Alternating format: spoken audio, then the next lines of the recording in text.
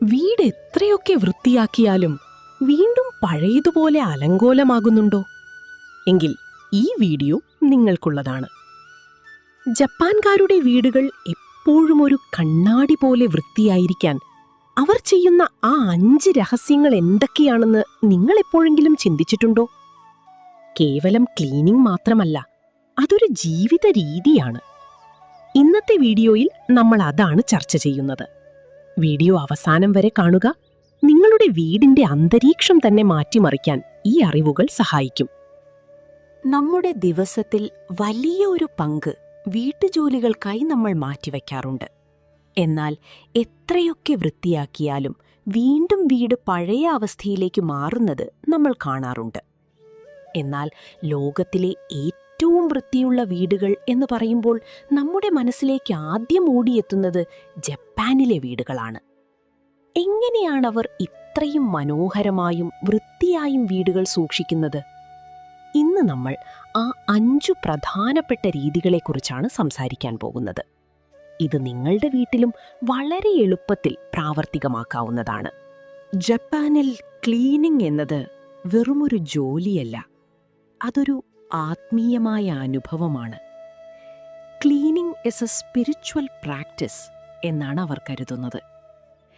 ഇതിൽ ഏറ്റവും പ്രധാനപ്പെട്ടതാണ് അവരുടെ പ്രവേശന കവാടം അഥവാ ഗെൻഗാൻ.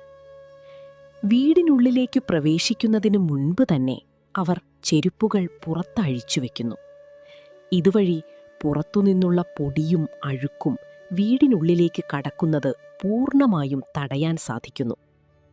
കൂടാതെ നമ്മൾ ഉപയോഗിക്കുന്ന സാധനങ്ങൾ എവിടെയാണോ ഉപയോഗിക്കുന്നത് അവിടെ തന്നെ വയ്ക്കുക എന്നത് അവരുടെ ശീലമാണ്. ഇനി നമുക്ക് ഏറ്റവും പ്രധാനപ്പെട്ട 5S തത്വത്തിലേക്ക് കടക്കാം. ഈ 5 ഘട്ടങ്ങൾ നമ്മുടെ വീട് എപ്പോഴും വൃത്തിയായി സൂക്ഷിക്കാൻ വളരെ അത്യാവശ്യമാണ്.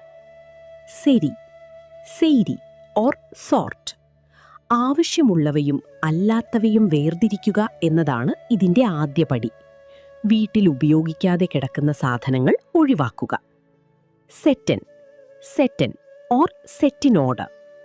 ഓരോ വസ്തുവിനും കൃത്യമായ സ്ഥാനം നിശ്ചയിക്കുക. ഉദാഹരണത്തിന് അടുക്കളയിലെ പാത്രങ്ങൾ അല്ലെങ്കിൽ പൂന്തോട്ടത്തിലെ ഉപകരണങ്ങൾ ഉപയോഗിച്ച ശേഷം തിരികെ അതേ സ്ഥലത്ത് തന്നെ വയ്ക്കുക. Seesaw or Shine. സ്ഥലം എപ്പോഴും തുടച്ചു വൃത്തിയായി സൂക്ഷിക്കുക. ദിവസവും കുറഞ്ഞത് 10 മിനിറ്റ് ഇതിനായി മാറ്റിവെക്കുക. സീക്കത്സു ഓർ സ്റ്റാൻഡർഡൈസ്.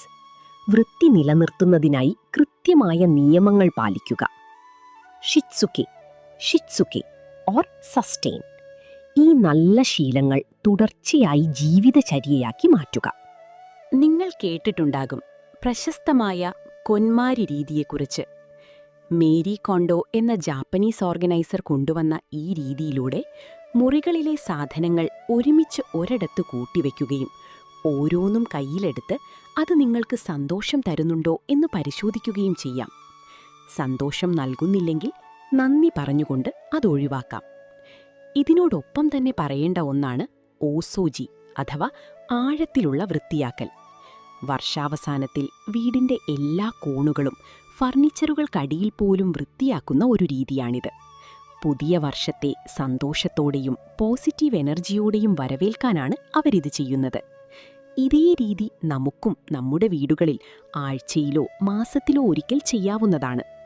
ഇവ കൂടാതെ ജപ്പാൻകാർ ചില ചെറിയ ശീലങ്ങൾ എപ്പോഴും പാലിക്കുന്നുണ്ട്. വലിയ രീതിയിൽ സമയം മാറ്റിവെച്ച് ക്ലീൻ ചെയ്യുന്നതിനു പകരം ചെറിയ കാര്യങ്ങൾ അപ്പോൾ തന്നെ വൃത്തിയാക്കുന്നതാണ് അവരുടെ രീതി. പാചകം ചെയ്യുമ്പോൾ തന്നെ അടുക്കളത്തറ തുടയ്ക്കുകയോ ഉപയോഗിച്ച പാത്രങ്ങൾ അപ്പോൾ കഴുകുകയോ ചെയ്യാം. ഇത് സമയം ലാഭിക്കാൻ സഹായിക്കും. മിനിമലിസം മറ്റൊരു പ്രധാന കാര്യമാണ്. അമിതമായി സാധനങ്ങൾ വാങ്ങി വീട് അലങ്കോലപ്പെടുത്താതെ ആവശ്യത്തിന് മാത്രം വസ്തുക്കൾ ഉപയോഗിക്കുന്ന ശീലം വളർത്തിയെടുക്കുക. സുഹൃത്തുക്കളെ, ഈ ചെറിയ മാറ്റങ്ങൾ നമ്മുടെ ജീവിതത്തിലും കൊണ്ടുവരാൻ വളരെ എളുപ്പമാണ്.